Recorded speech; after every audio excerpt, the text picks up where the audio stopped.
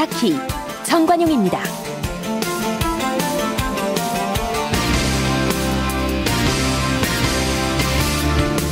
여러분 안녕하십니까? 정관용입니다. 문재인 대통령의 개헌안 이제 구체적인 내용이 다 발표가 됐죠. 지난 월요일부터 각 당의 목소리 듣고 있는데요. 지금 가장 강력하게 반대하고 있는 건 역시 자유한국당이죠. 오늘 자유한국당 김성태 원내대표 연결해서 이야기 들어보겠고요. 7시 5분 시작되는 2부 매주 목요일 꾸며드리는 정치 토크 시간입니다. 한미연합훈련을 축소해서 진행하기로 했는데 이걸 어떻게 봐야 할 것인지, 또 문재인 대통령이 남북미 정상회담을 언급한 것 어떻게 평가해야 할 것인지, 또 이명박 전 대통령 구속 문제까지 더불어민주당의 박용진 의원, 자유한국당 백승주 의원과 토론해보겠고요. 이번 대통령의 개헌안에는 토지공개념, 경제민주화 이런 이슈들이 들어있습니다. 이 이슈들과 관련해서 나라는 부유한데 왜 국민은 불행할까? 이런 질문을 던지신 분이 있어요. 같은 제목의 책을 펴낸 내가 만드는 복지국가라고 하는 시민단체죠. 오건호 공동운영위원장 스튜디오에 초대해서 이야기 나누겠습니다. 잠깐 광고 듣고 시작합니다.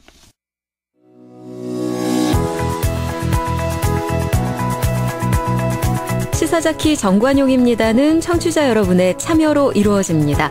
단문 50원, 장문 100원의 정보 이용료가 부과되는 문자 샵 1212로 보내셔도 되고요. CBS 어플리케이션 레인보우로는 무료로 의견 남기실 수 있습니다. 아주 편리하게 방송을 다시 들으실 수도 있는데요. CBS 레인보우를 통해서도 가능하고요. 팟캐스트 그리고 팟빵을 통해서도 언제든 지난 방송 함께 하실 수 있습니다. 저희 시사자키 지난 월요일부터 이 개헌 문제에 대한 각 당의 입장 차례로 듣고 있죠. 오늘은 자유한국당의 입장을 들어보겠습니다. 김성태 원내대표 연결할 텐데요. 마침 원내대표 취임 100일을 맞으셨네요. 김성태 원내대표 안녕하세요. 예, 안녕하세요. 김성태입니다. 먼저 취임 100일 축하드립니다. 아유, 감사합니다. 참 워낙 정신없이 지내면서 100일이 됐네 벌써. 예. 벌써 100일. 정말 정신없었습니까? 예, 그렇습니다. 제일 정신없으셨던 게 뭐예요? 아무래도 UA 원전 문제 가지고 임종석 실장과 이렇게 상당한 심각한 상황까지 갔을 때도 있는 것이고, 예. 또 지난번 북한의 김영철 이렇게 방단에서 예. 방한 돼지 투쟁을 할 때 거리에서 이렇게 시위도 하시고 그런 현장들이 아무래도 기억에 많이 남고 또 힘든 시간이었죠. 네. 제일 원내대표로서 잘하신 일은 뭐고 좀 부족했다고 생각하는 건 뭡니까? 제가 잘한 게 있겠습니까? 많이 모자라고 부족한 사람이고, 그렇지만은 이제 자유한국당이 가진 기득권 웰빙, 흔히 말하는 금수저 정당이라는 이미지에서, 예. 이제 서민 중산층 노동자들을 아우를 수 있는 그런 야당으로서의 체질 개선을 좀 웬만큼 가져갔다는 부분이 이제 보람이라면 보람이죠. 네. 그리고 제가 못한 부분은 사실상 우원식 민주당 원내대표 아주 훌륭하시고 또 참 좋으신 분인데, 예. 각 당의 입장이 있고 또 정치적 상황이 놓여 있으니까 국회 이런 의사일정이나 운영 상황이 원만치 못하고 매끄럽지 못할 때가 많았죠. 그런 예. 부분이 또 예. 아쉽게 또 참 안타깝게 생각합니다. 지금 개헌 문제도 사실 지금 여야 간의 협의가 잘 안 되고 있는 그런 상황 아니겠습니까? 그렇습니다. 이게 개헌도 이게 참 정치적이고 정략적인 의도만 없으면은 개헌은 순식간에 이루어질 수 있는 게 또 개헌인데. 예. 2018년도 개헌은 좀 왠지 참 여러 가지 복합 변수들이 많이 도사리고 있어요. 예. 작년까지만 하더라도 2018년도 개헌이 있다면은 이거는 최순실 국정농단에서도 비롯됐습니다만은 이 저항적 대통령제를 중식하고 특히 성자 독식에 있는 폐단이 이런 대한민국의 대통령이 늘 불행한 이런 마무리를 할 수밖에 없는 이 현실을 극복하는 길은 예. 이 분권 대통령 또 책임 총리제를 강화해서 네. 대한민국의 국가 체제를 좀 바꿔내는 일이다 이렇게 인식되어졌는데 예. 그런 게 좀 상당히 또 인식의 차이가 있는 것 같아요. 예. 지금 청와대가 3일에 걸쳐서 연속적으로 청와대 개헌안을 설명하고 26일 날 이제 국회에 발의하겠다라고 하는 그거 어떻게 평가하세요? 저는 그런 측면은 대통령 개헌하는 그 절차나 내용 과정이 모두 어떻게 보면 반칙이죠. 반칙이다? 우선 개헌안을 성안하는 이 과정부터가 위헌입니다. 대한민국 헌법 89조는 대통령이 개헌안을 발의할 때 반드시 국무회의 심의를 거치도록 하고 있어요. 예. 이번 개헌안이 국무회의를 거쳤습니까? 아니에요. 예. 이제 와서 국무위원들을 불러다가 또 거수기 노릇시키는 심의를 한다면은 이거는 국민을 기만하는 역대급 사기 행각이 될 것이에요. 오늘 예. 청와대 한병도 정무수석이 국회를 왔어요. 네. 여야 이렇게 대통령 개헌안에 대해서 이제 좀 보고를 드리겠다는 그런 의미인데. 자유한국당은 거부하셔서 이거는 사실상 안 만나셨죠? 자유한국당뿐만 아니라 이제 민주평화당 이런 민평당도 안 만났고. 예. 야당들이 일부 다들 좀 거부했죠. 이것도 원칙적으로 할 것 같으면은. 예. 대통령 개헌 발의면은, 주무장관이, 예? 이 개헌 주무장관이 와서 국회에. 예. 대통령 개헌안에 대한 설명이든 보고든 이렇게 하는 게 맞는 건데. 예. 대통령 청와대 참모를 이렇게 보냈다는 것은 좀 납득이 가지 않죠. 예. 이 청와대가 저작거린 노점상도 아니고, 또, 청와대 참모들끼리만 모여서 개헌안을 만든다는 게 이게 말이 되는 겁니까? 그렇게 이 현행 헌법조차 헌신짝 취급하는 정권이 예. 개헌안을 발의할 자격이나 있는지 이런 것도 좀 의문이 들죠. 예. 26일 발의 전에 절차상 국무회의 심의는 거치겠죠? 이제 오늘 제가 특히 이런 지적을 했으니까요. 예. 당연히 대통령 개헌 발의 절차가 있는 겁니다. 예. 그 절차는 대통령께서 잘 지키셔야죠. 예. 김성태 원내대표가 대통령 개헌 추진에 대해서 개헌 불장난이다. 불장난 오래 하면 밤에 틀림없이 오줌 싼다. 이런 표현하셨는데 무슨 뜻입니까? 이 개헌안을 발의하면 하는 것이지 발의 날짜를 지정했다가 늦췄다가 우원식 원내대표가 개헌안 발의를 좀 늦춰달라 그러니까 한 5일 늦추면서 예. 이걸 또 3일 동안 이 개헌 정치쇼를 지금 벌리는 거 아닙니까? 예. 그러니까 발의하면은 발의하는 것이고 한 번에 이렇게 쭉 개헌 발의의 내용을 가지고 예.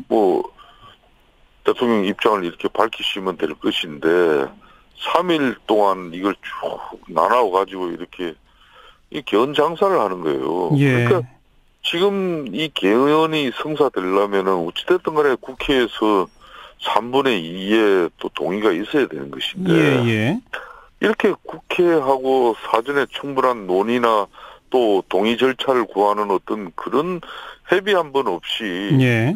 대통령 개헌안 발의 해가지고 덜렁 던져 넣어버리면 그렇게 해서 이 개헌안이 국회에서 부결되면은 전부 이게 또 자유한국당을 비롯한 야당 책임 탓으로 돌리는 것밖에 더 되겠습니까? 예. 진정으로 대통령께서 개헌을 원하신다면은 예. 원래 개헌의 주체는 아무래도 국회가 돼야 되는 것이죠. 그렇죠. 이 개헌의 유래는 국회지 예. 대통령이 아니지 않습니까? 그런데 그러니까 지금 청와대도 이렇게 목소리를 냅니다. 국회에서 1년 3개월이나 개헌 특위를 만들어서 논의를 했는데 지금 진척이 안 되고 있지 않느냐. 그러니 어쩔 수 없이 청와대가 안을 내는 것이고 안을 내지만 국회가 5월 초까지 합의해 주면 우리는 그 안 폐기하겠다. 계속 그렇게 지금 이야기하는 건 어떻게 보세요? 그러니까 1년 3개월 그러니까 제가 원내대표 하기 전에 상황까지는 제가 말씀을 드리지 않겠습니다. 이 개헌이 국회 개헌 특위가 만들어져서 정세균 국회의장의 의지를 가지고 예. 개헌 논의를 이렇게 여야 간에 불을 붙여봤지만은 정치적 입장과 이해가 달라가지고 쉽게 합의가 안 되고 있었죠. 예. 그렇지만은 저는 작년 연말 원내대표 되자마자 개헌을 적극적으로 하자는 입장이에요. 예. 그래서 뭐 애초 올 연말까지 한다는 걸 또 10월 9월 이렇게 앞당겨서 예. 국회에서 6월 13일 날 지방선거에 동시 실시하는 것만 중요한 게 아니라 사실상 개헌 내용이 중요한 것이다. 예. 개헌 내용만 국회에서 합의가 된다면은 예. 개헌 일시는 뭐가 문제냐. 예. 그래서 개헌을 하자는 거예요. 예. 그런데 예. 조금 이렇게 뭐 다 판단해보면 알잖아요. 김성태 자유한국당 원내대표가 진짜 개헌을 하자는 자유한국당의 입장을 가지고 이 개헌 정국에 지금 임하고 있는 것인지. 알겠습니다. 어떻게든 뭐 개헌을 막으려고 하는 처사인지 자, 보면 알잖아요. 개헌을 하자고 하는 입장이시면 지금 그럼 저는 기존에 이제 김성태 원내대표께서 6월 말까지로 이 헌법 개정 특위 시한이 정해져 있으니 6월 말까지 합의해서 그 후리고 처리하자 이렇게 제안하시지 않았습니까? 그렇습니다. 근데 그걸 6월 말에는 합의가 되고 5월 초에는 합의가 안 되나요? 아니 그래서 예. 제가 6월 31일까지 국회가 헌법개정특위위원회 일정이 잡혀져 있지 않습니까? 그렇죠. 그러니까 6월 말까지 굳이 갈 필요가 뭐 있습니까? 예. 국회에서 여야 간의 개헌 논의 합의만 이루어지면은 그렇죠. 4월달이면 어떻고 5월달이면 어떻습니까? 예, 그러니까 합의만 이루어지면 된다. 제가 예. 지난주 금요일 날 자유한국당의 개헌의 기본 입장을 밝혔습니다. 그렇죠. 그 말은 빠른 시일 내에 합의를 해서 늦어도 예.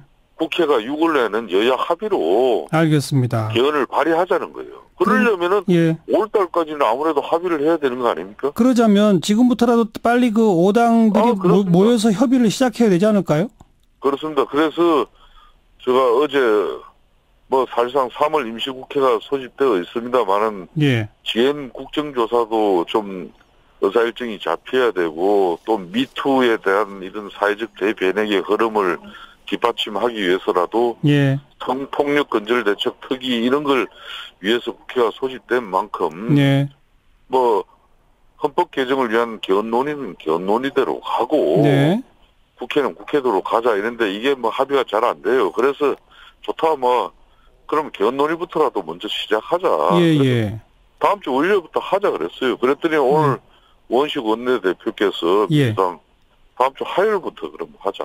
예. 이렇게 됐습니다. 그래서 다음 주부터 알겠습니다. 그럼 애초에 제안하셨던 해보겠습니다. 그러니까 애초에 제안하셨던 4개 야당만 따로 모이자라고 하는 제안은 이제 철회된 거군요. 5개 정당이 다 모이는 거군요. 이런 것이죠. 그 개헌 협의체 야사당, 민주당은 이제 집권당이고 나머지 4개 정당은 야당이지 않습니까?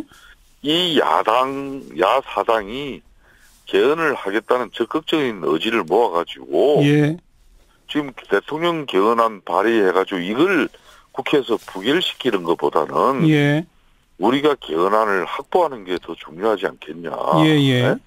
그런 입장으로 야사당 개헌 협의체를 구성하자고 제가 제안을 했죠. 근데 그거는 이제 다른 야당들이 받지를 않았지 않습니까? 그거는 받는 당도 있고, 바른미래당은 받고. 알겠어요. 정의당은 반쯤 받고, 입장이 다 달라요. 민평당은 안 받고. 그럼 다음 주 화요일부터는 5개 정당이 개헌 협의체를 만드는 겁니까? 아니죠. 일단은 국회는 교섭단체 위주로 운영이 되니까. 교섭단체끼리 먼저 만난다? 바른미래당, 민주당, 자유한국당 이런 교섭단체들이 개헌 논의를 이제 불을 붙이겠죠. 알겠습니다. 자, 문제는 중요한 건 개헌 내용 아니냐 이런 말씀하셨고, 분권 대통령 책임 총리 강조하셨고, 국회에서 총리를 이게 선출입니까? 추천입니까? 그 정확하게 어느 거죠? 자유한국당의 안이?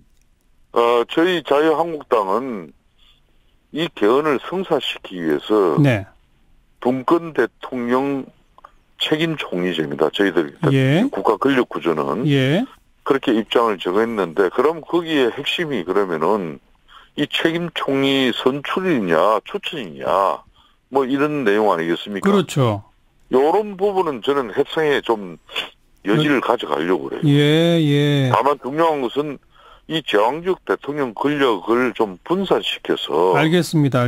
책임 총리로서 이 책임 총리가 국정 전반을 국민들에게 책임지는 그런 역할만 이렇게 정확하게 나누어지면 그러니까 국회에서 총리를 선출할 수도 있고 그냥 추천만 할 수도 있고 그 추천한 것을 대통령이 거부할 수도 있고 이거는 협상 카드로 남겨두겠다. 저는 저희들의 뭐 그런 하여튼 분권 대통령 책임 총리제입니다. 이 뭐 너무 협상을 하면서 자신들의 완고한 입장만 가지고 이렇게 한다면은 뭐 그 협상은 일찌감치 깨자는 협상이 될 수도 있기 때문에 이런 개헌의 기본 입장만 저희들이 명확하게 알겠습니다. 가지고 협상에 임하겠습니다. 오늘 대통령이 개헌안의 마지막 날 설명이 이제 권력구조 부분이고 거기는 그 총리의 권한을 대폭 강화하고 대통령의 국가원수로서의 지위를 없애고 이런 등등이 들어있는데 그 정도 가지고는 책임 총리 분권 대통령이라고 말할 수 없다. 저는 이제 뭐 이번에 대통령 개헌 발의안을 이렇게 많이 준비하셨는데 참 이 안고 없는 찐빵이 되지 않겠나는 그런 우려예요. 그러니까 다 좋아요. 다 좋은데 상당한 뭐 그런 입장을 또 보이시는 것도 좋은데 심은 4년 중임제를 하시는 것도 연임제입니다. 충분한 입장 연임을 할 수 있는 제도를 만드는 것도 할 수 있어요. 그렇지만은 이 제왕적 대통령 권력 지금까지 대한민국은 9명의 이 대통령이 있습니다. 한 명도 비명에 돌아가시거나 안 그러면 불명예스럽고 그렇지 않으면 깜빵가지 않은 대통령이 없습니다. 그러니까 지금 안고가 빠졌다는 얘기는 총리를 국회에서 어떻게 하느냐 그게 빠졌다는 거죠? 이 제왕적 대통령 권력 때문에 다 그런 불행한 뭐 최후를 맞이하게 되는 건데 거기에 대한 문재인 대통령의 이거는 각고의 의지가 담겨야 되는 것이죠. 그게 빠졌다. 저는 그래서 이게 빠져도 개헌 협상은 저는 열심히 해야 된다고 봐요. 왜? 협상 과정에 또 이제 뭐 좀 양보를 할 수 있지 않겠습니까? 더불어민주당은 일단 국회에서 총리를 선출까지 하게 되는 건 완전 내각제를 의미하는 거다. 문재인 대통령의 만약에 홍준표 총리면 이게 국정이 운영되겠느냐 이런 건 국민 투표에서 아마 부결시킬 거다 이렇게 얘기하던데 거기에 대해서만 한 말씀 해주시면요. 너무 비유를 참 너무 참 그 가하게 하신 거예요. 그 비유는. 문재인 대통령 홍준표 총리하면 참 누가 봐도 이게 뭐 매칭이 잘 안 된다 그러겠죠. 그렇지만은 이제 이 OECD 가입 국가들 중에서 이렇게 권력이 분산된 국가들이 거의 다입니다. 미국하고 한국 정도만 지금 대통령제거든요. 나머지는 이현 집정부제 내각제입니다. 거의가. 그렇기 때문에 지금 너무 우리 국회가 국민들로부터 불신받고 있기 때문에 뭐 이 총리를 국회에서 이렇게 선출하고 또 추천이 될지 모르겠지만은 뭐 이런 부분에 대한 부정적인 시각이 있지만은 뭐 국민들께서도 이 제왕적 대통령 때문에 늘 불행한 이 대통령의 종말 이것도 이제 끝내줘야 되지 않겠습니까? 알겠습니다. 아무튼 국회가 총리를 선출 내지 추천하고 그 권력과 대통령 권력과의 관계 부분은 협상 카드로 계속 남겨두겠다 이 말씀이네요. 저희는 어떻게 하든 개헌을 성사시킵니다. 여기까지 들을게요. 고맙습니다. 감사합니다. 자유한국당의 김성태 원내대표였습니다.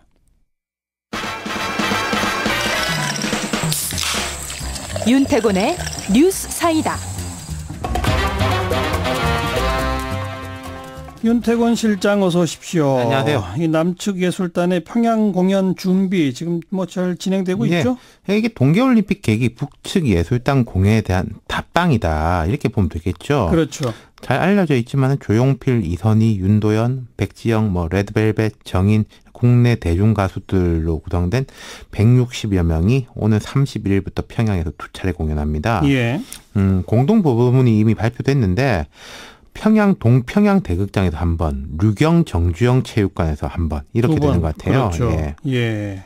뭐 좀 나이가 있는 가수들에다가 젊은 아이돌 그룹까지도 함께 포함이 됐죠. 이게 우리 그런 기사들 나오지 않습니까? 한류가 북한에서 통한다. 이제 젊은이들이 예. 한국 이제 뭐 아이돌 그룹 노래 많이 듣는다. 이런 이야기가 들리더라고요. 네. 이게 이제 레드벨벳, 소녀시대 서현 씨가 참가자로 이름을 올렸는데 뭐 그 나오는 이야기가 전통곡이나 민요, 관현악보다는 대중가요 위주로 구성될 것이다. 예. 1회 공연은 우리 측 공연 위주, 2회 공연은 합동 공연이 되면은 이제 1회는 아마 우리 노래들이 많이 나오고 2회는 뭔가 공감대가 있는 노래들이 꽤 나오겠죠. 우리 가수들이 뭐 북한 노래를 부를 수도 있고, 그렇죠. 북한 예술단이 우리 노래를 부를 네. 수도 있고 그렇게 되겠죠. 네. 사전 점검단 오늘 떠났나요? 지금 북한에 들어가 있을 겁니다. 오후에 베이징에서 북한으로 들어갔어요. 예. 탁현민 선임 행정관, 공연기획자 출신이잖아요. 네. 점검 단장격입니다. 탁 행정관이 이제 공연에 대해서는 큰 틀에서 합의됐지만 공연이라는 게 계획만 가지고 되는 것은 아니다. 공연을 어떻게 구성할지 그런 부분을 이야기하려고 한다. 이렇게 밝혔는데 예. 지난번 북한 예술단이 내려올 때도 가사 같은 거 우리 이제 정서에 너무 안 맞는 것은 걸러내는 작업들이 있었거든요. 그렇죠. 아마 우리도 마찬가지일 거예요. 북한에서도 이제 그렇게 될 겁니다. 예. 이번에는 취재단도 포함이 됩니다. 전반적으로 이런 뭐 예술단 공연 같은 것도 다 남북 정상회담 정지 작업으로 봐야죠. 그렇죠. 이번에 우리가 북에 들어가는 거잖아요. 우리 측 공식 방북단이 160명 뭐 이렇게 되니까 이렇게 대규모로 들어간 건 정말 오랜만입니다. 오랜만이죠. 이명박 박근혜 정부 때 보면은 아시안 게임 때나 뭐 고위급 접촉 때 북측 인사 응원단이 오긴 했는데 우리 쪽 사람들이 이렇게 많이 들어간 것은 그리고 대중을 상대로 하는 것은 없었죠. 뭐 없었죠. 예. 그러니까 북한이 자기 대중들한테 남북 관계가 이렇게 진척되고 있다는 것을 이게 밝히는 의미로 봐도 되는 거죠. 네. 그러면 이제 해빙 분위기 이제 비가역성 되돌리기 어려운 분위기를 강화하고 뭐 북한 인민들한테도 이렇게 다 내놓고 진행하겠다 이런 게 아닐까 싶어요. 그렇죠. 그리고 뭐 공연단 이런 활동뿐 아니라 실무적으로 정상회담을 준비하기 위한 고위급 회담도 열리지 않겠어요? 네, 오늘 제안을 했습니다. 29일 날 판문점 북측 통일가게 하자. 네. 이제 우리 통일부가 제안을 했는데 조명균 장관을 수석 대표로 하는 3명의 대표단을 파견할 것이고 이 회담에서 남북 정상회담 일정 및 의제 등을 논의하자 이렇게 제안을 했어요. 북측 답이 왔는지 안 왔는지는 모르겠는데 이거 역시 문제가 없을 겁니다. 뭐 네. 북한도 하겠다는 거니까요. 예. 지금 보면은 북측에서 박원순 서울시장도 초청했다 그러거든요. 그래요? 예, 서울 평양 교류 뭐 이런 거. 예. 근데 이거는 뭐 한두 달 사이는 아니고 한 가을 이쯤 되는 것 같아요. 근데 서울시 차원에서도 그동안 사실 그 한동안 하다가 말았던 경평 경평 축구. 축구 대회 같은 거 하자 이런 예. 제안들이 있었는데 그리고 올해 전국체전이 서울에서 해요. 이때 초청하자. 이게 예. 서울시에 이런 계획 갖고 있는데 이거는 이제 우리 시장선거가 2월에 있지 않습니까? 그러니까 그 이후 일이겠죠. 그래도 어쨌든 북한 측에서 서울시가 이렇게 음으로 양으로 제안한 거에 대해서 화답을 한 셈이네요. 그렇죠.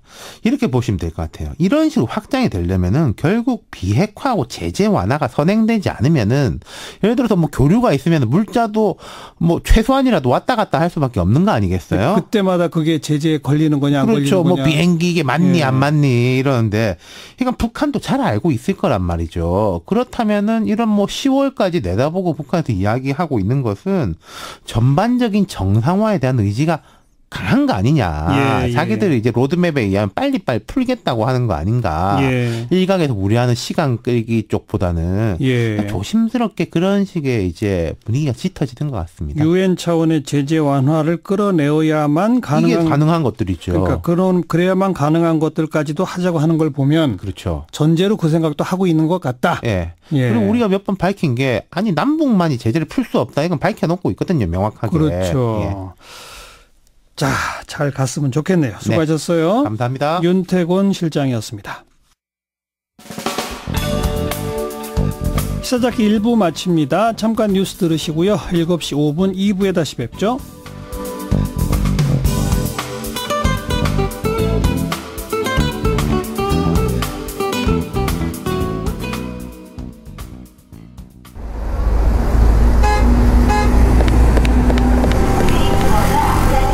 퇴근길에 만나는 알찬 뉴스 정보, 한림국제대학원대학교 정관용 교수가 진행하는 시사잡기 정관용입니다.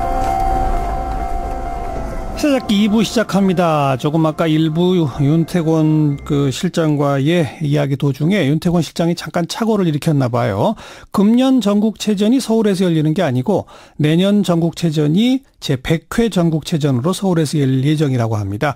그런데 이제 박원순 시장은 서울과 평양에서 동시에 전국체전을 개최하자 이렇게 제안한 바가 있었는데 그걸 이제 금년으로 착각했던 것 같아요. 우리 애청자 여러분께서 바로 잡아주셔서 제가 정정해 드리겠습니다.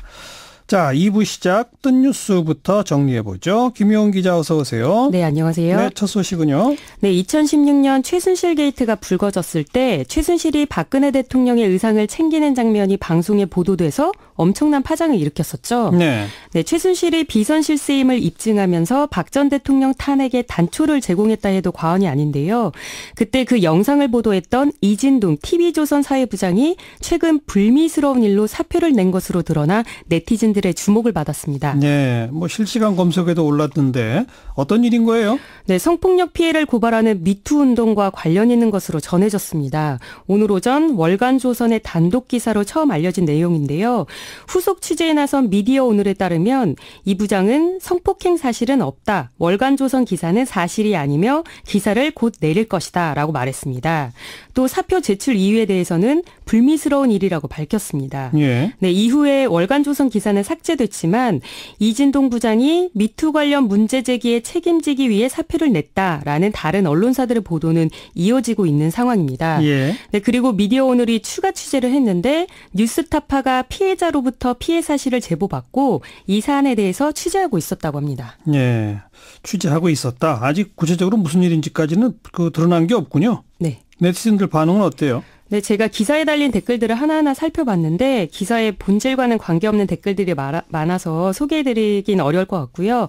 다만 이진동 부장의 이름이 아까 말씀하셨던 것처럼 계속 실검에 올랐었고 자신의 SNS에 관련 기사 링크를 건 네티즌들이 상당히 많았다는 점에서 오늘 네티즌들의 많은 관심을 받았다라는 정도로 설명할 수 있을 것 같습니다. 네. 네, 그리고 일부 언론은 이 부장의 사표 소식과 관련해서 언론계 미투 신호탄 되나라는 제목 으로 다루기도 했습니다. 뉴스타파 등이 추가 취재를 하고 있다고 하니까 좀 있으면 좀 더 보도가 나오겠죠. 다음 소식은요. 직장인이라면 누구나 관심 가질 뉴스인데요. 한국인의 연간 휴가 일수가 일주일도 채 안 되는 것으로 나타났습니다. 7일도 안 된다? 네. 예. 통계청이 오늘 2017 한국의 사회지표를 발표했습니다. 2016년을 기준으로 과거 1년간 휴가 경험이 있는 사람들을 조사했더니 평균 5.9일간 휴가를 사용한 것으로 나타났습니다. 근데 여기에 휴가를 아예 못 갔던 사람들까지 포함하면 평균치는 훨씬 짧아지겠죠. 그렇죠. 네, 그만큼 직장인들이 휴가를 충분히 즐기지 못했다는 뜻입니다. 예. 네, 또 여가 생활에 만족하지 않는다는 반응은 26.2%였는데 그 이유로는 경제적 부담이 54.2%로 가장 많았고 시간 부족이 24.4%로 2위였습니다. 네. 네, 네티즌들은 뼈 있는 댓글을 달았는데요. 사람을 소중하게 생각 안 하니 저출산이어도 할 말 없을 듯. 이 정도면 국민이 아니라 진짜 헬조선에 사는 노예 아니냐 이런 반응이었습니다. 예, 참 5.9일이라는 게 전체 평균인 줄 알았더니 그나마 그것도 휴가 경험이 있는 사람 평균이었다? 네. 그렇군요. 마지막 소식은요. 네, 그 10대 청소년들이 국회 앞에서 눈물의 삭발식을 단행했습니다. 왜 어떤 삭발식이에요? 네, 청소년의 참정권을 보장하라. 아하. 네, 4월 내 선거 연령 하향하라. 6월 지방선거에서 청소년의 참여 보장하라. 이렇게 구체적인 요구를 하면서 10대 여학생들이 자신들의 머리를 밀었습니다. 남학생도 아니라 여학생들도? 네. 예. 촛불 청소년 인권법 제정연대가 주최한 행사였는데요. 삭발식에 참여한 16살 김윤송 양은 어린 것이 말대꾸한다는 이유로 뺨을 맞고 머리채를 휘어잡힌 적이 너무나 많았다라면서 삭발도 참정권의 하나라고 주장했습니다.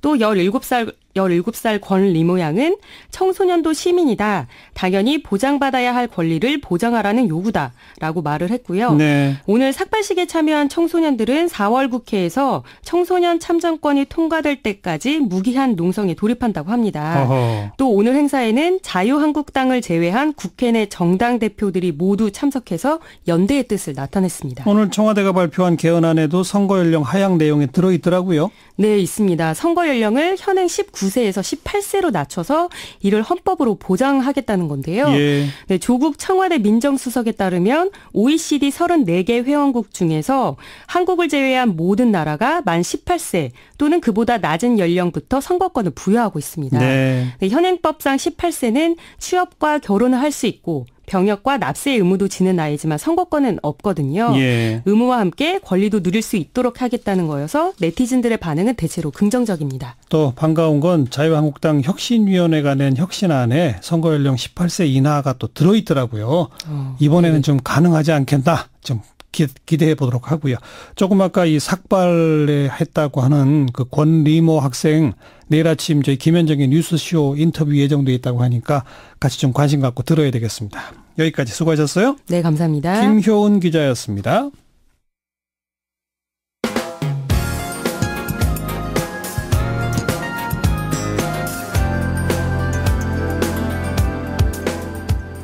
친절하고 재미있는 시사풀이 CBS 라디오 시사자키 정관용입니다. 매주 목요일 정치권 이슈 여야 의원들과 함께 토론해보는 정치 토크 시간이죠. 오늘은 이 남북관계 문제 그리고 이명박 전 대통령 구속 문제 이야기해 보겠습니다. 더불어민주당의 박용진 의원 안녕하세요. 네, 안녕하세요. 서울 강북을의 국회의원 박용진입니다. 네. 반갑습니다. 자유한국당의 백승주 의원 안녕하세요. 예, 안녕하십니까. 경상북도 구미의 백승주 의원입니다. 네. 자, 첫 번째 논점은 이번에 이제 한미 간 연합훈련을 하긴 하는데 이 규모를 줄여서 하는 걸로 지금 발표가 났고 있는 상황이에요. 여기에 대해서 일각에서는 뭐 북미 정상회담, 남북 정상회담 이런 게 있다 손 치더라도 오히려 이럴 때일수록 연합훈련을 더 세게 해야 우리가 대북 협상에 유리한 거 아니냐 이렇게 반대론을 펴시는 분도 있고 아니다 우리도 북한한테 좀 성의를 보일 측면에서 이렇게 줄여서 하는 게 좋다는 의견도 있고 한데 자 어떻게 보세요? 박용진 의원. 저는 뭐 자연스러운 일이라고 생각을 해요. 자연스럽다? 그러니까 대화를 하기에 앞서서 뭐 일단 악수를 청하는 거 아니겠습니까? 예. 우리 일상생활에서도 그 웃는 얼굴에 서로 그 침뱉을 수 없는 상황 그리고 악수를 하고 대화를 해야 되는 상황인데 예. 그 북쪽에서 상당히 민감하게 생각하고 있는 군사훈련 이건 뭐 취소하는 것도 아니고 예. 한미 간에 협의해서 우리가 그 같이 협의해서 군사훈련의 주체인 우리가 결정한 사안이기 때문에 네. 이 부분은 뭐 남북 정상회담 그다음에 그 북미 간의 정상회담을 앞두고서 자연스러운 완급 조절 과정이다 이렇게 보시는 게 맞다 생각합니다. 네. 백승주 의원님 생각은요? 예, 그 지난해 또 이전 해에 훈련 기간 중에 미국의 전략 자산이 전개되지 않고 있고 또 국방부가 정말 당당하지 못해요. 그 훈련 범위를 축소해서 발표하고 이런 부분들은 예. 북한 눈치 보기가 너무 심하다 이렇게 저는 판단을 하고 있습니다. 혹시 우리가 훈련을 하는 것을 제대로 알리고 당당하게 얘기하면은 북한이 회담을 깰지 모른다 이런 인식이 바닥에 깔린 것이 아닐까 이렇게 생각을 합니다. 예. 그래서 제가 판단할 때는 우리가 회담을 한 이유가 뭡니까? 북한 핵을 폐기하기 위한 어떤 우리의 전략적 목적을 달성하기 위한 건데. 그렇죠. 판단은 조금 다를 수 있지만은 제가 볼 때는 지금 미국과 국제사회가 유지하고 있던 최대한의 압박 분위기를 유지하는 것이 예. 회담의 성공에서는 굉장히 필요하거든요. 예. 그런 측면에서는 예년 수준의 훈련 또 전략 자산을 전개하고 미국의 전략 자산을 전개하고 아하. 또 가장 훈련의 핵심적인 것이 전시에 미군이 한국에 전개하는 절차에 대한 방법에 대한 훈련입니다. 예. 이런 5월 중순에 되는 훈련이 이게 이제 미 해군이 훈련하고 공군이 훈련하는데 이 부분에 대해서 오늘 국방부 대변인, 합참 대변인이 그거는 그 훈련이 포함되지 않는다고 이렇게 공식하게 하는 것을 보고 우리 국방부 너무 당당하지 못하다. 예. 국방부 장관 훈련 재개 문제에 대해서 그렇게 우리가 추궁해도 국방위 추궁해도 회담 재개할지 모르겠다. 예. 이런 입장을 하다가 발표하고 나서도 너무나 당당하지 못하다 이런 생각을 가집니다. 자, 박용진 의원 반론해 보시죠. 네, 저는 근데 자유한국당은 국방부한테 당당하지 못하다고 얘기하실 게 아니라 그렇게 입장이 각각 다르신지 모르겠는 게 우리 평창올림픽 개막식 전에 북에서 열병식 한다고 그랬을 때 우리 자유한국당의 주장이 그거 아니었어요? 잔칫날 뭐 하는 짓이냐 예. 이런 거였어요. 그래서 예. 우리 정부가 북한에게 그 축소하라 폐지하라 하지 말아라 이렇게 얘기하라는 거 아니었습니까? 예. 근데 마찬가지로 역지사지 해보면 북한에서도 역시 마찬가지로 대화를 하겠다고 같이 회담 날짜까지 잡아놓고 장소까지 잡아놓고 굳이 그렇게 군사훈련을 해야 될 이유가 있냐 이렇게 물어보면 뭐라고 그러시겠어요. 그러니까 자유한국당의 입장이나 북한의 입장이나 사실상 같아요. 예. 그래서 그때 우리 정부가 북에 어떻게 얘기를 전달했는지 어땠는지 모르지만 북으로서도 열병식의 의미를 축소하고 또 김정은 위원장 같은 경우도 군복이 아니라 약간 우스꽝스러운 중절모를 쓰고 나와서 예. 부인까지 대동하고 나와서 그 열병식 의미를 그냥 국가적인 연례 행사 정도로 하고 있다는 걸 보여줬단 말이에요. 예. 이번에 남북 정상회담을 앞두고 우리가 완급 조절을 하겠다고 하는 건데 예. 이게 우리가 주도하고 우리가 관리하는 북핵 관련 북핵 폐기를 위한 노력인데 군사훈련 이걸 축소했다고 그래서 그거를 그렇게 또 공격적으로 얘기하시면 안 맞는 거 아니냐 이런 생각입니다. 열병식에 대해서 문제제기한 거랑 안 맞는다는 거에 대해서 어떻게 보세요? 제가 말씀드린 것은 지금 어제도 제가 그저께도 브룩스 연합사령관을 만나서 이런 이야기를 나눈 적이 있습니다만은 내년 수준을 하는 겁니다. 하는데 5월 중순에 하는 훈련이 미군이 그 유사시에 전쟁이 일어났을 때 한반도 전개하는 공군이 전개하는 훈련이 맥선더 훈련이에요. 또 해군이 전개하는 훈련이 프리덤 배너 훈련인데 훈련 그대로 한다고 발표하면서도 이것은 키 리저브 훈련에 포함되지 않는다. 이게 국방부가 너무 공식하고 어떻게 국민을 속이는 거예요. 이게 1912년 이전에는 RSOI 훈련으로 같이 했던 거예요. 해가지고 이것을 이렇게 5월 중순에 훈련을 한다고 발표하면서 이것은 어떨 때는 포함되고 어떨 때는 포함 안 된다고 이렇게 국방부 대변인이 이야기하고 이런 부분들은 국방부가 정부는 뭐 남북회담에 또 정상회담, 북미 정상회담 성공을 위해서 북한의 태도가 바뀔까 봐 전전긍긍해서 이런 배려해서 이렇게 이야기를 한다고 이것도 우리 눈치 보기라고 하지만은 국방부는 국민에게 당당하게 이야기해야 된다. 훈련하는 건 하는 거고 이런 목적으로 한다고 이야기를 해야 되는데. 그 대목은 알겠고요. 보다 좀 더 큰 주제인 훈련 기간의 문제라든지 미국의 전략 자산이 오지 않는 부분 이거에 대해서는 미국도 동의한 거라고 보여지지 않습니까? 어떻게 생각하세요? 그거는 연합훈련이기 때문에 훈련 계획상에 오래전 준비했던 것을 주한미군 사령부 홈페이지에 들어가 보면은 그래서 올림픽 정신에서 연기되었던 것을 11년 스케일 유사한 수준으로 한다고 이렇게 미국이 발표했거든요. 같은 수준으로 발표한다고 하면 아무 문제가 없어요. 그래서 우리 국방부가 계속해서 이것을 5월 중순에 하는 훈련은 이번에 하는 훈련이 포함이 안 된다. 미국 단독으로 하는 거다. 미국 단독 훈련이 어디 있습니까? 한반도에서 훈련한 건 다 한미연합훈련이죠. 그런 측면에서 국방부가 이 부분에 대해서 너무 당당하지 못하다는 겁니다. 그 점에 대해서 말씀을 드립니다. 백성주 의원이 역시 국방부 차관 출신이시라 아주 구체적인 내용까지 지금 언급해 주셨는데 박용진 의원 한 말씀 하시겠어요? 우리가 활을 땡길 때요. 힘이 아주 센 사람이 활을 땡긴다고 활을 많이 땡길수록 화살이 멀리 나가죠. 이제 자기 힘껏 땡긴다고 땡겨서 잘못하면 활이 부러져 버리면 그거는 뭐 활을 쓸 수가 없는 상황으로 가거든요. 그래서 제가 지금 앞서 말씀드린 건 완급 조절이라고 말씀을 드린 거예요. 그러니까 우리가 국방이라고 하는 군사적인 대응을 우리 훈련을 어떻게 하느냐 또 역시 무조건 힘자랑 많이 한다고 그래서 무슨 남북 정상회담을 앞두고 오히려 뭐 압박용으로 된다거나 이러는 게 아니라 자칫 잘못하면 활을 쓰지 못하는 활이 부러지는 상황까지 갈 수도 있는 것 아니겠느냐. 그래서 지속게 이 상황을 잘 관리를 하고 우리가 주도하고 있잖아요. 미국도 우리가 주도해서 지금 이 평화 무대에 지금 올리고 있는 거고 중국도 일본도 러시아도 우리에게 한마디라도 들으려고 지금 귀를 쫑긋 세우는 이런 상황을 우리가 주도하는데 뭐 군사훈련뿐만이 아니라 다른 모든 것들을 이전과는 다르게 열린 태도로 그리고 주도적으로 창조적으로 생각해서 가야죠. 그런 문제에 대해서 자꾸 이렇게 작은 문제를 삼아서 알겠어요. 판을 흐리면 안 될 것 같다 이런 생각이 들어요. 전체적으로 큰 판이 변했으니 좀 작은 완급 조절은 있을 수 있는 거 아니냐 이런 취지로 들리는데 백성주 의원 마지막 한 말씀. 훈련을 제대로 하고 훈련 내용을 제대로 홍보하는 것이 판을 깨는 것이 아닙니다. 판의 성공을 위해서 우리 회담의 목적을 달성에 필요하다는 주장을 하는 거고요.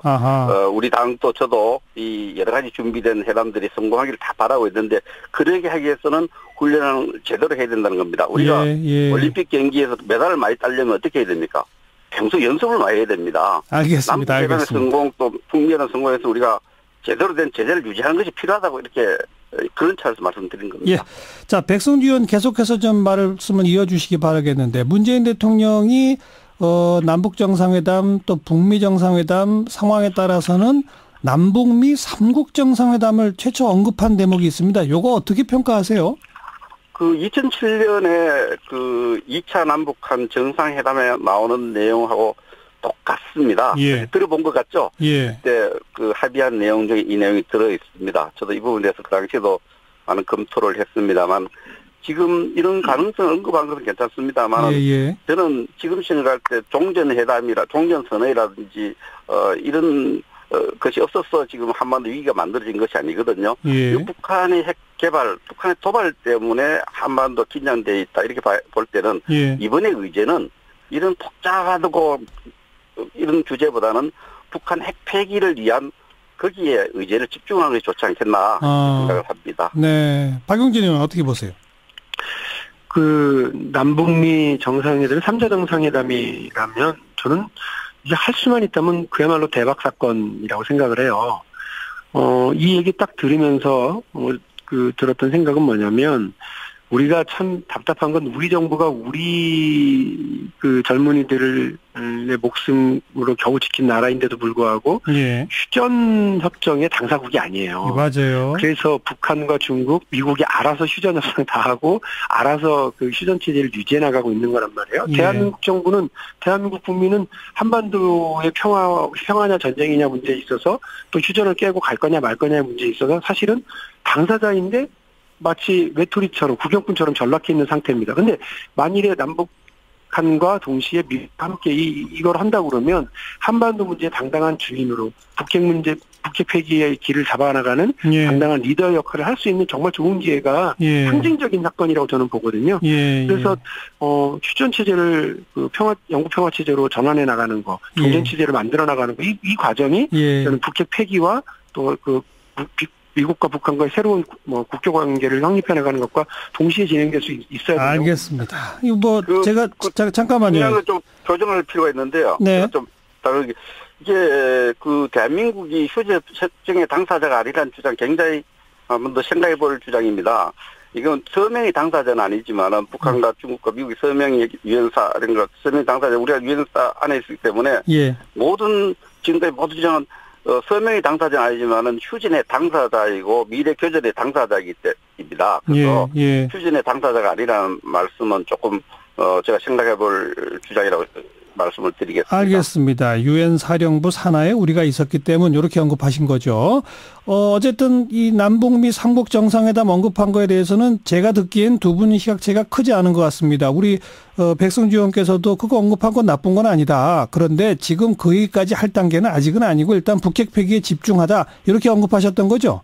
예, 그렇습니다. 예. 그리고 이제 박용진 의원은 북핵 폐기와 함께 거기까지 동시대 할 수도 있는 거다. 이런 정도로 말씀 듣고요. 자, 이명박 전 대통령 지금 법원에서 서류 심사로 구속 여부를 결정 지을 것으로 보입니다. 오늘 밤늦게 아마 결론이 날 것 같은데 한 말씀씩만 들을게요. 박용진 의원 그리고 백승주 의원. 예, 안타까운 일이긴 합니다. 전직 대통령이 이렇게 계속해서 검찰 포토라인에서 구속의 대상이 되어가고 하는 것은 국민들 누구도 좀 즐거운 일이 아니죠. 그럼에도 불구하고 저는, 국민이 위임한 권력을 행사하는 기간에 대통령이 이 온갖 심하게 말씀드리면 좀 자범 수준의 뇌물을 받고 또 정말 사익을 추구하는 그런 일을 했다고 한다면 저는 이 문제에 대해서는 보다 엄하게 다스려야 된다고 생각을 해요. 왜냐하면 국민이 위임한 권력을 가지고 공적으로 썼어야 되는 상황에서 그걸 했기 때문에 사적 이익을 추구했기 때문에 그렇고요. 이후에 사회정의와 역사적인 어떤 그 교훈을 남기기 위해서는 저는 이번에 엄벌에 처해야 되고 구속은 피할 수 없는 일이 될 수밖에 없다 이렇게 생각을 합니다. 자, 백승주 의원 한 말씀. 아직 재판이 끝나지 않은 사람에게 대통령이 아니든 작범 수준이라 우리가 방송을 통해 이렇게 얘기하는 것은 지나친 것 같고요. 국민과 역사 앞에 우리가 부끄러운 일이라 이렇게 생각하고 성찰해야 될 일이라 생각합니다. 다만 우리가 조선 500년 역사 또 그 이후의 역사에서 보면은 정의의 이름으로 이루어졌던 정치적 참화, 사하들이 나중에는 하나의 사하가 됐지 않습니까? 예. 정치 목적을 위한 여러 가지 사법적 재단과 정치 속청 이렇게 평가받은 게 있습니다.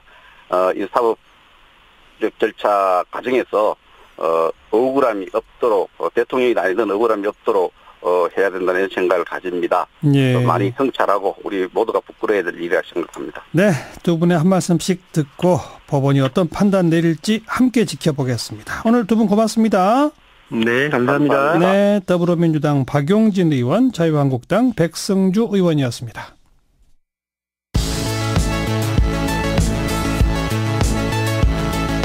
지금 여러분께서는 한림국제대학원 대학교 정관용 교수가 진행하는 CBS 라디오 시사자키 정관용입니다를 듣고 계십니다.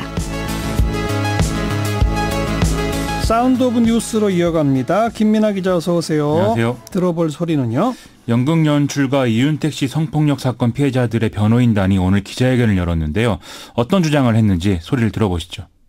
이윤택의 딸을 마중하러 김해공항에 가는 것을 놓쳤다는 이유로 엄청난 욕설과 함께 뺨을 맞고 폭력을 당한 단원도 있었는 등 수십 명의 단원들이 보는 앞에서 폭언과 폭력은 비일비재하게 발생하였습니다. 1999년 3월경 발성 연습을 이유로 한 여자 단원의 머리채를 움켜잡고 2시간 동안 앞뒤 사방으로 세게 흔들어대면서 노래를 시키기도 하였고 안마를 거부했다는 이유로 50에서 70명의 단원들 앞에서 공포스러운 분위기와 함께 머리카락을 휘어잡고 가위로 머리카락을 마구 잘라버린 일도 있었습니다. 이윤택에게 구타당하여 고막이 파열된 남자 단원만 2명이고 구타당하여 정신 이상이 된 선배들도 몇 명 있다는 말이 나올 정도입니다. 그 이윤택이 지금 가지고 있는 극장들, 그 극장 중에 상당 부분은 이 단원들이 다 지었습니다.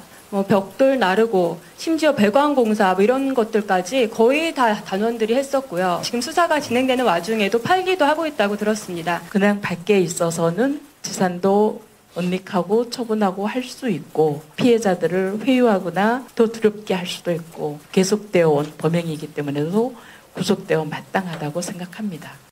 네, 구속을 촉구하는 그런 기자회견이로군요. 그렇습니다. 이윤택 씨 연극계에서 워낙 큰 권력을 갖고 있었고 또 여러 측면에서 관계자들이 피해자들에 대한 회유나 협박 이런 것들을 할 수 있는 그런 상태이기 때문에 구속수사 반드시 필요하다 이런 얘기고요.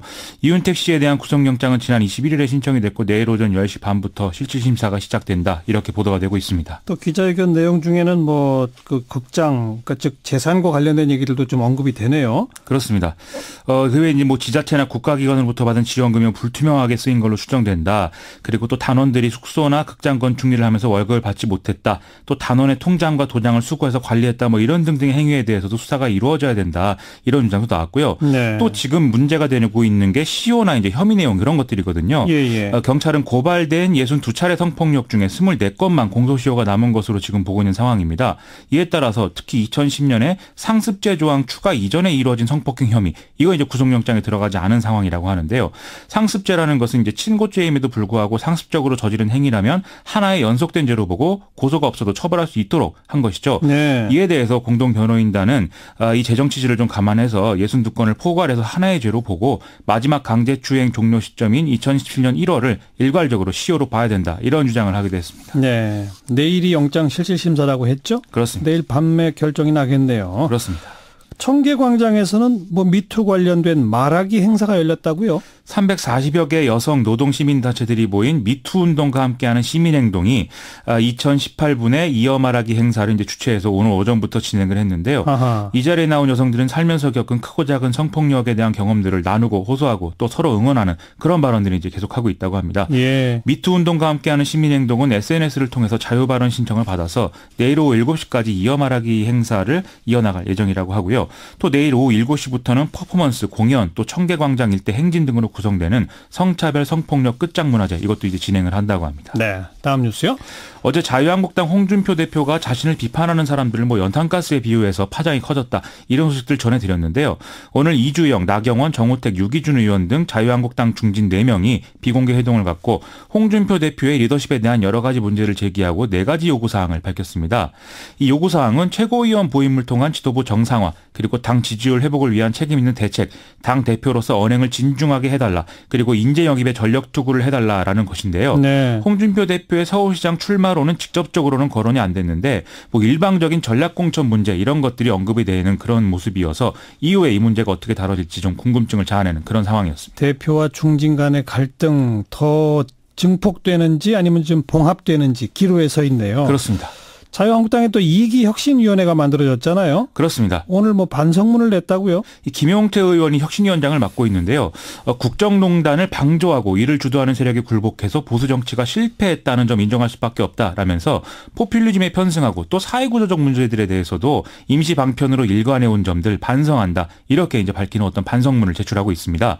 이런 입장 표명은 신보수주의 혁신안을 제시하기에 앞서서 반성이 선행돼야 한다. 이런 판단에 따른 것으로 하니까요. 이후에 뭐 혁신안을 좀 지켜봐야 되겠습니다. 네, 일부 공개가 됐던데 뭐 국회의원들의 특권은 다 내려놓겠다. 그렇습니다. 그리고 그동안 반대하던 이 투표 연령 인하도 받아들이겠다 이런 안들이 나왔던데. 그렇습니다. 이거는 혁신위에 아닌 거죠? 당이 이걸 결정할지 말지는 아직도 남은 거죠? 그렇습니다. 네. 자, 바른미래당 쪽 상황은 지금 어때요? 바른미래당 인재영입위원장 맡고 있는 안철수 전 의원이 인재영입 성과를 오늘 발표를 했습니다. 이 자리에서 자유한국당 소속 전현직 수도권 지역 지방의회 의원 7명이 자유한국당 탈당해서 바른미래당에 입당하겠다 이렇게 의사를 밝혔는데요. 또 자유한국당과 더불어민주당에서 786명의 당원이 바른미래당에 합류했다 이런 사실도 공개가 됐습니다. 뭐 자유한국당으로서는 서울시장 후보 영입도 실패하고 특히 수도권에서 보수 정치의 주도권을 좀 상실할 수 있다. 이런 우려를 가질 수도 있는 그런 상황으로 좀 보이는데요. 안철수 전 의원이 역입 인사들에 대해서 곰팡내 나는 구태에서 탈당한 사람들이다. 이렇게 소개를 했는데 이에 대해서 자유한국당은 곰팡내 나는 사람들을 분리수거해줘서 고맙다. 이런 입장을 내서 좀 신경전을 벌이는 모습을 보이기도 했습니다. 예. 더불어민주당은 바른미래당 인재 영입에 대해서 뭐 이삭줍기다. 이렇게 비판을 하고 있는 상황입니다. 네. 자, 다음 뉴스는 미국 연준이 이틀간 연방공개시장위원회 정례회의를 진행을 했는데요. 기준금리를 현재 1.25%에서 1.50%에서 1.5에서 1.75%로 0.25%포인트 인상하기로 결정을 했습니다. 지난해 12월 이후에 3개월 만에 이제 금리 인상을 한 거고 또 제롬 파월 의장의 취임 이후 첫 FOMC에서 금리 인상을 결정했다는 점에서 앞으로 이 금리 인상의 속도가 좀 가팔라질 가능성이 예상이 되는데요. 제롬 파월 의장은 기자회견에서 당장 충격이 있을 정도로 무리하게 긴축 속도를 높이는 것은 아니지만 향후 경제 여건에 따라서 매파적 접근을 강화할 수 있다라는 취지로 또 발언을 했습니다. 네. 미국은 기준금리를 이렇게 어떤 범위로 정하는군요. 그렇습니다. 1.5에서 1.75 사이 이렇게. 예. 그럼 우리가 지금 기준금리가 1.5잖아요. 그렇습니다. 미국이 더 높아지네요. 그런 상황인 거죠. 그래서 이제 금리 역전 이런 것들을 걱정할 수밖에 없는 이런 상황인데요. 일단 오늘은 환율, 주식, 채권 전반에서 큰 충격을 받는 그런 분위기는 이제 아니었다고 합니다. 이거 이제 FOMC 결과가 결국 시장의 예상과 부합하는 방향이었기 때문에 미국 금융시장에서부터 큰 충격이 전해지지 않았던 것이 아닌가 이렇게 좀 해석이 되고 있는데요. 예. 다만 금리 역전 상황이 장기화되면 자본 유출이라든지 이런 면에서 경제 전반에 악영향을 끼치게 된다. 이런 우려가 증폭이 되고 있습니다. 그러면 우리도 금리를 올려야 된다는 얘기 아닙니까? 그런 상황이 이제 그럴 가능성이 커지고 있는 것이죠. 우리가 금리를 올리면 당장 걱정은 또 가계부채 문제죠. 그렇습니다. 이게 불확실성이 커지는 그런 상황이 된 것인데요. 뭐 당장 아니라고 하지만은 한 5월 달 정도면 한국은행이 금리 인상에 나서지 않겠느냐 이런 해석도 지금 나오고 있는 상황이죠. 지난해 말부터 미국 금리 인상 영향으로 시중은행의 주택담보대출 금리는 가파르게 오르고 있는 상황이기도 한데요. 일부 전문가들은 연말에는 최고 지금 연 6%에 육박할 수 있다 이렇게 보고 있다고 합니다. 정부가 대책 마련에 좀 빨리 나서야겠는데 가계에서도 좀 현명한 대응이 필요한 것 같습니다. 당분간은 금리가 올라가는 쪽이다. 이걸 각오하고 대책을 세워야 되겠죠. 그렇습니다. 다음 뉴스는 일본 교도통신이 복수의 소식통을 인용해서 일본 정부가 북한 측에 정상회담을 개최하고 싶다는 뜻을 전했다. 이렇게 보도를 했습니다. 2002년 고이즈미 주니치로 전 총리가 방북했을 당시에 북일 평양 선언했던 것을 고리로 해서 일본인 납치 문제 등을 이제 논의를 해보자 이런 구상이라는 건데요. 예. 스가 요시히데 일본 관방장관은 이 보도에 대해서 다양한 기회와 수단을 통해서 의견을 교환해 왔다라면서 자세한 내용에 대해서는 언급을 피했는데요. 결국 핵심은 부인하지 않았다라는 것에 맞춰지고 있는 상황입니다. 뭐 남북이 만나고 북미가 만나고 하니까 일본만 빠지는 거 아니냐. 이른바 재팬 패싱. 그걸 우려한 거겠죠. 그렇죠. 일본 정부는 그간 대북 압박을 강화하자 이렇게 해왔기 때문에 지금 좀 당혹스러운 처지라는 거죠. 만일 남북 간 또 북미 간 정상회담이 이렇게 진행이 되면 일본인 납치 문제는 제대로 앞으로 다뤄지지 않을 가능성이 있다. 이런 우려가 있다는 건데요. 아베 신조 총리는 좀 북미 정상회담 성사 분위기가 올라가니까 급작스럽게 미국 방문 일정을 잡는 그런 이제 상황도 됐습니다. 또 북한은 일본인 납치 문제가 이미 해결된 사안이라는 주장을 고수하고 있기 때문에 이런 좀 뭐 북일 정상회담의 공세를 취한다고 해도 전망이 밝은 건 아니다. 이런 해석이 나오고 있는 상황입니다. 뭐 남북 또 북미 만나는 것도 하나의 변수겠지만 지금 아베가 내부적으로 아주 곤혹스럽잖아요. 뭐 사학 스캔들 그렇습니다. 여기서 좀 벗어나 보려는 그런 의도도 있지 않겠어요? 그런 녀석도 나오고 있습니다. 이 사학 스캔들 문제가 지금 상당히 심각한데요. 아베 내각 지지율 그야말로 이제 폭락하고 있는 그런 상황이거든요.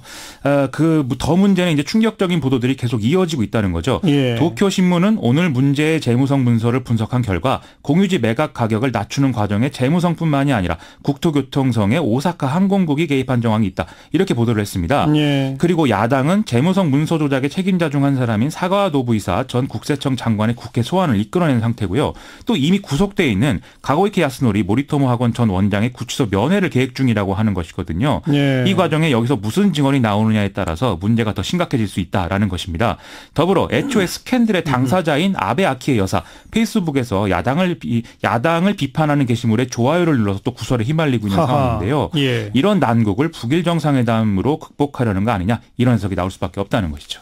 안팎으로 곤혹스러운 그런 상황이네요. 그렇습니다. 다음 뉴스요. 금호타이어 매각 문제로 노조가 파업에 돌입하는 등의 좀 갈등이 심화되고 있는 그런 상황인데 금호타이어 인수에 나선 중국 타이어 업체 더블스타의 차이용 선 회장이 오늘 노사 합의를 존중하고 독립 경영을 보장하겠다고 밝혔습니다. 차이 회장은 산업은행에서 기자간담회를 통해서 금호타이어 인수 목적은 금호타이어를 소유하거나 기술을 가져가는 데 있지 않다면서 지리자동차의 볼보차 인수 사례처럼 이 서로 파트너 관계를 맺으려는 것이다. 이렇게 주장을 했는데요. 예. 차이 회장은 노조의 합의를 무작정 기다릴 수는 없지만 사랑하게 되면 마지막에 함께하게 될 것이 아니겠느냐 이렇게 발언을 하기도 했습니다. 일단은 좋은 취지의 발언을 일단 시작한 셈인데 거기서 말하는 독립경영이라는 게 뭐예요? 본사를 한국에 두고 한국 경영진이 한국 회사법에 따라서 경영계획을 결정하고 주주의 허가를 받는 방식이다. 이렇게 설명을 했는데요. 이에 대해서 산업은행이 좀 부연을 했습니다. 국내 경영진은 한국인으로 구성하고 더블스타는 대주주로서 주주권을 행사하고 사회이사를 파견하는 형식이 된다는 것이죠. 이들은 이후 노조와 만나겠다면서 광주를 향했는데 지금 만남이 성사되고 있는지 그런 보도는 아직 없어서요. 좀 주목이 됩니다. 네, 여기까지 수고하셨어요. 고맙습니다. 김민아 기자였습니다.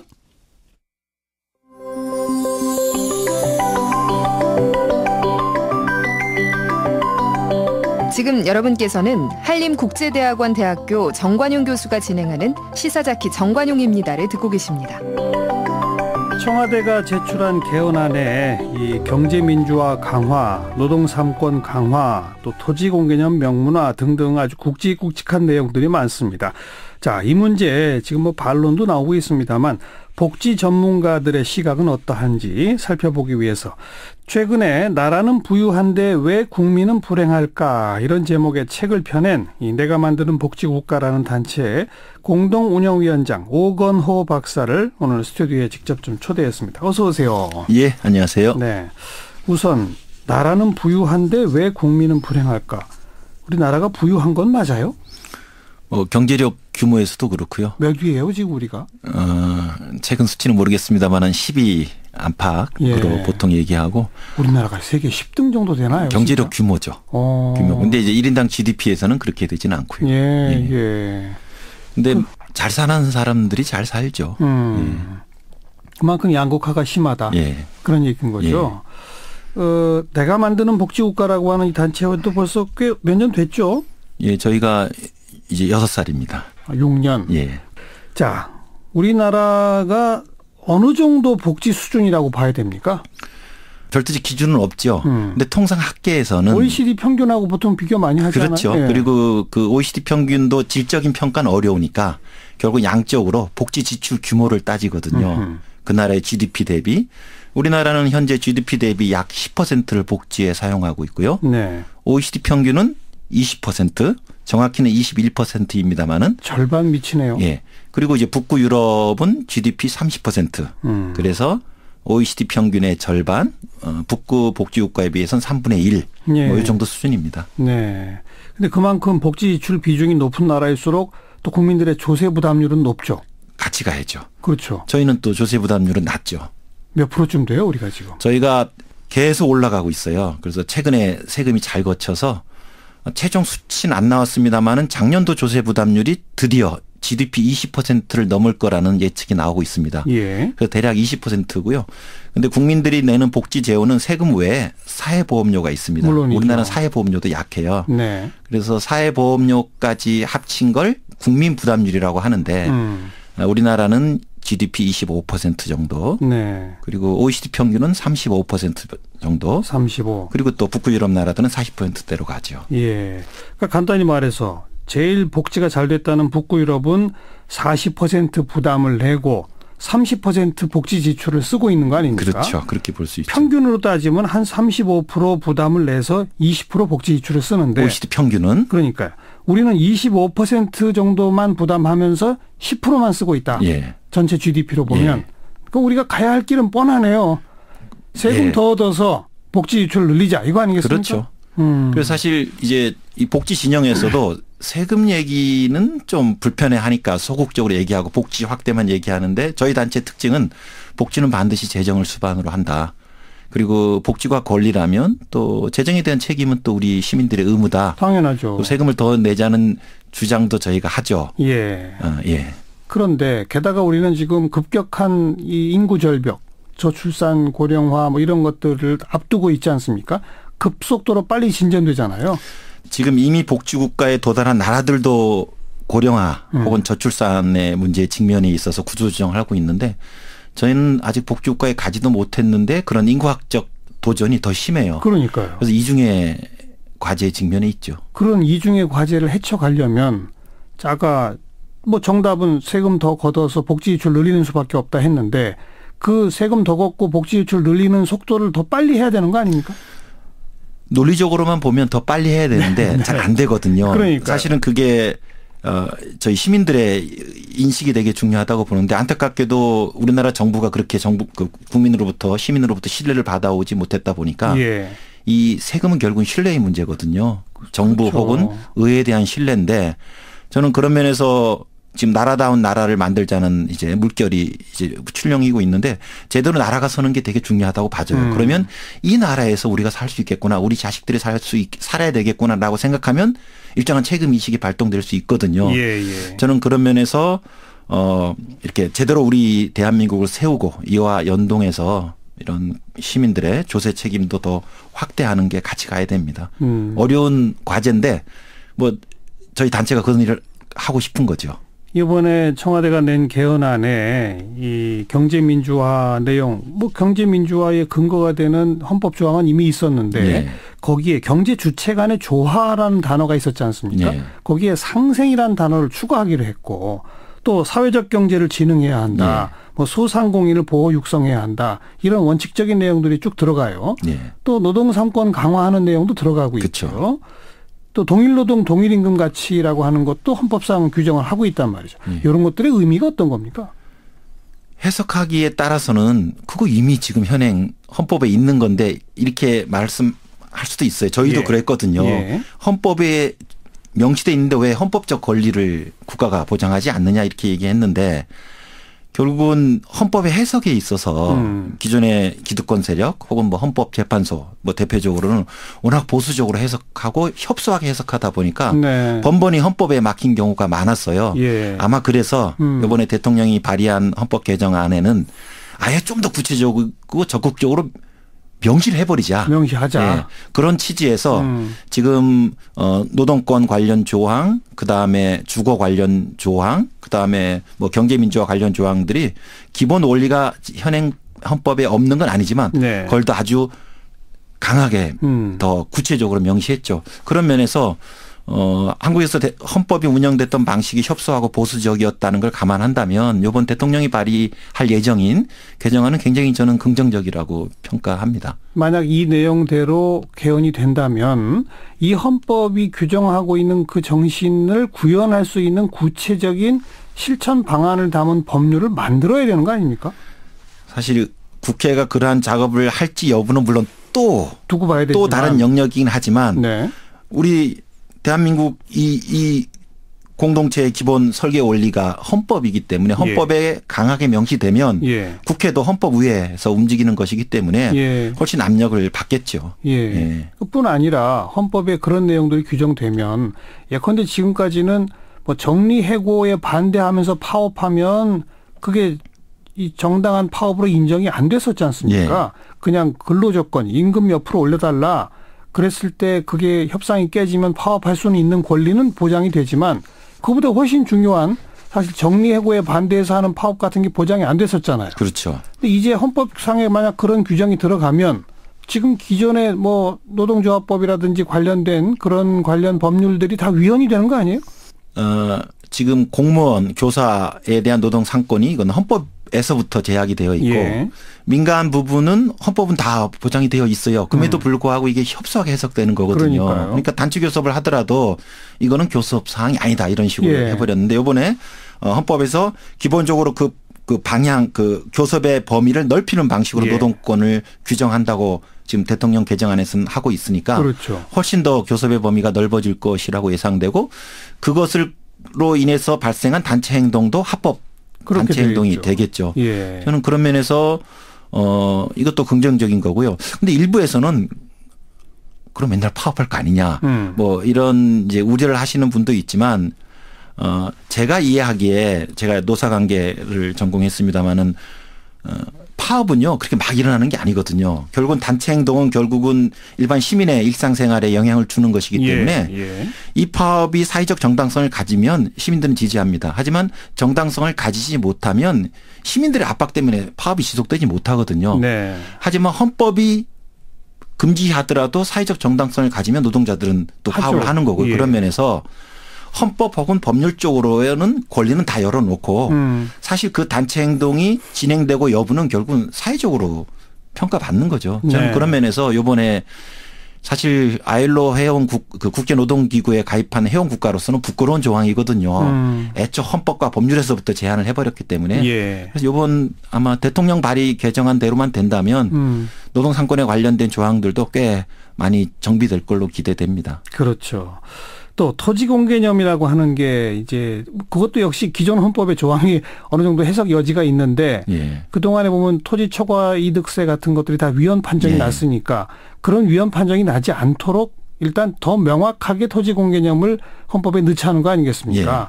이건 어떻게 평가하세요? 저도 좋다고 봅니다.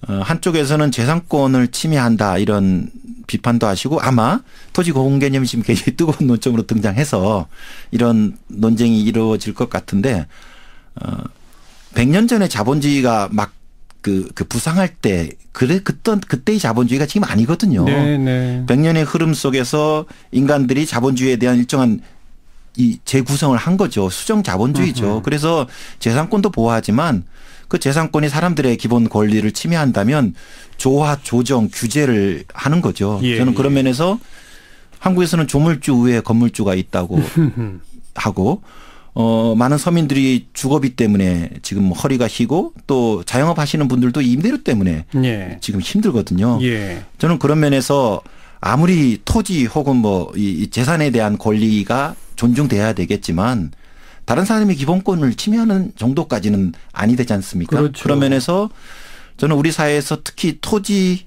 주거에 관련된 기본 권리가 너무 제약돼 있다고 왔다고 봐져요. 그래서 예.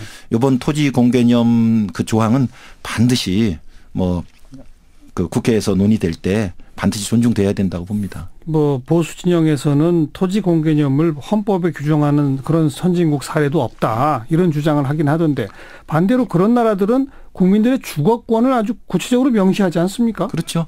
헌법은 그 나라를 만들 때 그 사회 구성원들이 만드는 일종의 협약서이기 때문에 그 헌법이 만들어질 때의 배경 그리고 운영 과정 속에서 개정할 때 그 사회 특성이 많이 반영되는 거거든요. 예. 그런 면에서 일례로 다른 나라 헌법에 만약에 토지 공개념이 그렇게 많지 않다면 지금 다른 나라들은 특히 유럽의 나라들은 주거권이 보장돼 있고 임대료에 대한 제한이 규제가 강하거든요. 엄격하죠. 한국처럼 날뛰는 나라가 없습니다. 예. 저는 한국에서 헌법은 그러기 때문에 토지 공개념의 조항이 들어가야 되는 거죠. 그렇죠. 그리고 제가 알기에도 혹 토지 공개념이라는 그런 단어보다는 주거권이라는 그런 권리 개념으로 이제 헌법에 명시되거든요. 다른 네. 나라에서는. 네. 그러면 그 주거권이 보장되기 위해서는 당연히 각종 규제를 두는 거죠. 재산권에 대한 과도한 재산권에 대해서는 규제가 따르는 거죠. 그렇죠. 그런 면에서 그런 단어가 있느냐 맞느냐 이런 것들은 사실은 그렇게 생산적인 문제 제기라고 봐지지는 않습니다. 조금 더 극단적으로 비판하시는 분들은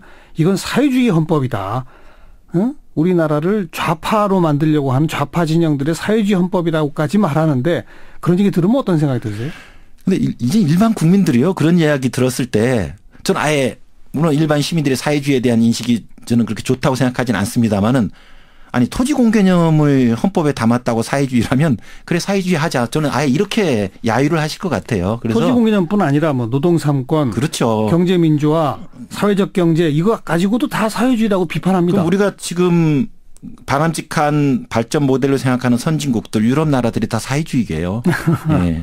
네. 그래서 그런 이제 이데올로기 딱지를 붙이는 건 지양해야 되고 저는 그렇게 시민들이 그런 비판에 대해서 그렇게 귀를 기울일 것 같지는 않습니다. 그러니까 뭐 무슨 네덜란드, 핀란드, 노르웨이 여기 갈 것도 없이 우리나라 국민들이 제일 또 많이 좋아하고 자주 가시는 영국, 프랑스, 독일 이것만 그렇죠. 비교해도 영국, 프랑스, 독일 정도까지만이라도 좀 가봅시다라고 하는 얘기 아닙니까 우리가? 그렇죠.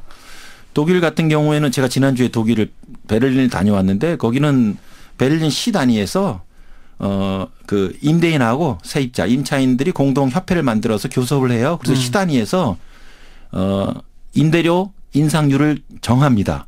우리처럼 집주인이 얼마씩 올려달라는 게 아니고 그리고 그 인상폭이 되게 작죠.